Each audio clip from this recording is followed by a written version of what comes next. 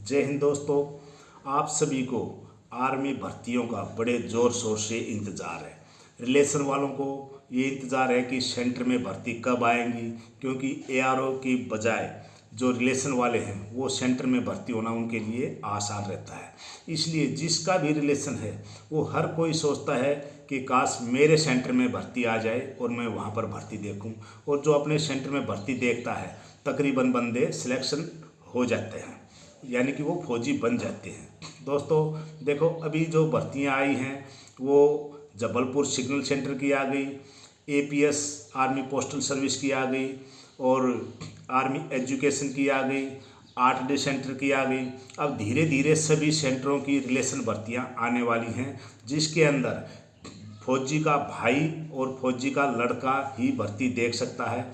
या अगर आपके पास रिलेशन सर्टिफिकेट नहीं है और आप नेशनल या इंटरनेशनल प्लेयर हैं, आपके पास गेम का सर्टिफिकेट है, तो आप भी भर्ती देख सकते हो। अब सबसे बड़ी समस्या क्या आती है? डॉक्यूमेंट की।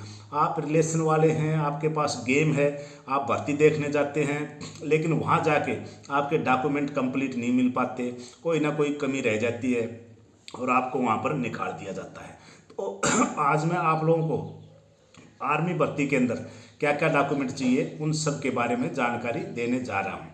तो दोस्तों सबसे पहले तो मैं ये बोलूँगा, अगर आप अदर सेंटर में भर्ती देखना चाहते हो तो सबसे अच्छा अदर सेंटर के लिए है 8D सेंटर, या फिर आप सिर्फ अपने ही सेंटर में भर्ती देखिए।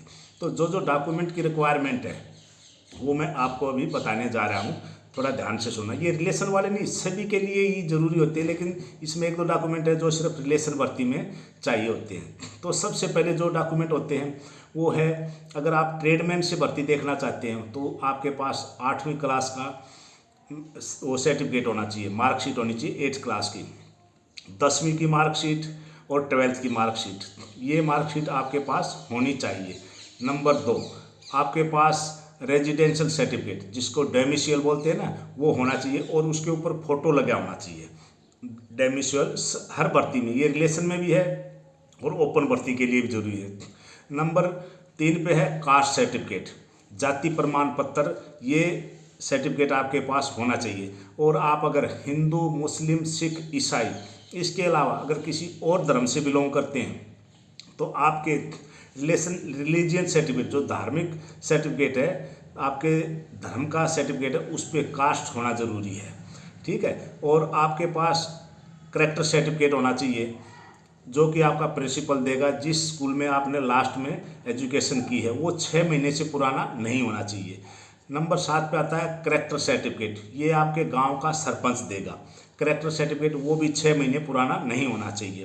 फिर आता है एनसीसी का सर्टिफिकेट। अगर आपके पास एनसीसी का सर्टिफिकेट है, ए हो, बी हो, सी हो, कोई भी सर्टिफिकेट हो, वो सर्टिफिकेट होना बहुत ज़रूरी है, क्योंकि वो सर्टिफिकेट होने से आपको अलग से एक्स्ट्रा मार्क्स मिल जाते हैं। अच्छा, फिर आता है आउटस्टैंडिंग स्पोर्ट्स। अगर आप किसी गेम में हो, नेशनल हो, इंटरनेशनल हो, तो स्टेट लेवल के भी हो, तो आपके पास वो सर्टिफिकेट होना ज़रूरी है। उसके बिहाव पे भी आपको भर्ती के अंदर छूट मिलेगी। फिर आता है इंटरनेशनल प्लेयर जो हैं, उनके पास अगर सर्टिफिकेट है तो बहुत अच्छा है। फिर आपके पास आईटीआई, अगर आपने आईटीआई कर रखा है, वो सर्टिफिकेट भी बहुत ज़रूरी है, आप अपने पास रखिए।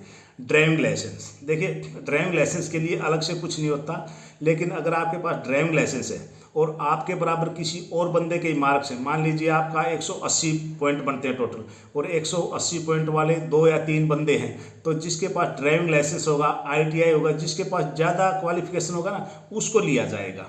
और इसके बाद आता है अनमेरिड सर्टिफिकेट। ये अनमेरिड सर्टिफिकेट भी सरपंच ही देगा। ये 6 महीने से पुराना नहीं होना चाहिए। 16 आपके पास पासपोर्ट साइज फ़ोटो होना चाहिए, जिनका साइज होगा 35x45। ये जो पासपोर्ट साइज हैं, इसके नीचे एक प्लेट पे आपका डेट ऑफ बर्थ भी होना चाहिए। ये 3 महीने से पुराने नहीं होने चाहिए। और जो फ़ोटो आप खिंचवाते हो, उसका जो बैक होता है वो ज़्यादा डार्क नहीं होना चाहिए। आपके सिर पे कोई कैप वगैरह नहीं होनी चाहिए। आपने जो शर्ट पहन रखी है वो ज़्यादा डार्क कलर की नहीं होनी चाहिए, हल्के कलर की होनी चाहिए। शर्ट के ऊपर ज़्यादा फूल वूल नहीं होने चाहिए। ठीक है। ये आपके पास पासपोर्ट साइज के 16 फ़ोटो चाहिए। फिर आपके पास आता है ये आता है एक, हाँ, सन ऑफ सर्विस, जो फौजी के लड़के हैं या भाई हैं, उनके पास रिलेशन सर्टिफिकेट होना ज़रूरी है। ठीक है, रिलेशन सर्टिफिकेट के बगैर आप भर्ती नहीं देख सकते सेंटर में। फिर आपके पास सिंगल बैंक अकाउंट होना चाहिए। आप अपना अकाउंट खुलवा लीजिए किसी भी सरकारी बैंक में, आपके पास बैंक अकाउंट होना चाहिए। फैमिली फ़ोटो, पूरे परिवार का फ़ोटो होना चाहिए। फिर स्पॉन्सर सर्टिफिकेट, आप अपने सेंटर में देखो या किसी और सेंटर में देखो, स्पॉन्सर सर्टिफिकेट होना बहुत ज़रूरी है। आपका भाई या आपका फादर जहाँ सर्विस कर रहा है, आप अपना ज्वाइंट फ़ोटो भेज दीजिए फादर या भाई के पास, उस यूनिट में जहाँ पर आपका जो भाई या फादर सर्विस कर रहा है वहाँ का सीओ स्पॉन्सर सर्टिफिकेट बना के देगा। और गेम वाला जो अदर सेंटर में देखने जाता है गेम वाला, उसको भी स्पॉन्सर सर्टिफिकेट चाहिए। और कुछ एफिडेविट भी चाहिए, जो एफिडेविट है वो मैं बता देता हूँ। नंबर 1, शपथ पत्र चाहिए। आप एक एफिडेविट बनवाना और उस पर लिखना कि मैं ये आर्मी की भर्ती देख रहा हूँ, पूरे मेरे डॉक्यूमेंट सही हैं, अगर कोई भी इसके अंदर गलती पाई गई, कोई भी त्रुटि पाई गई तो मैं सज़ा का हकदार होऊंगा। ये एफिडेविट बहुत ज़रूरी हो गया है आजकल। दूसरा, एक करेक्टर का फॉर्मेट होना चाहिए, ठीक है, ये भी एक एफिडेविट पे दोगे कि मेरे पास पुलिस कार्रवाई वगैरह, मेरे ऊपर कोई केस वगैरह नहीं है। फिर आता है एक फैमिली फोटोग्राफ, एफिडेविट का ये फैमिली फोटोग्राफ भी होगा उस पर, ठीक है, उस पर भी एक स्टैंप लगेगा 10 रुपये का।